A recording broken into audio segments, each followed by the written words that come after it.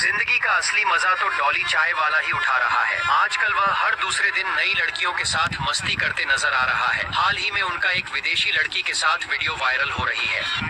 ইয়ার যদি কোটিপতি হওয়া পারে আমরা কেন হওয়া পার নাই? তুই চিন্তা ভাবনা বাদ দে, কালকা থেকে কাজ শুরু কর। ঠিক কয়েস বন্ধু, সময় চলে এসিয়া, দুঃখ করি লাভ নাই।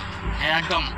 এক প্লেটে 5টা পরোটা, একটা সেদ্ধ ডিম, একটা তার সঙ্গে থাকছে পেঁয়াজ। এইদিকে আসুন, তাড়াতাড়ি আসুন। কি করে?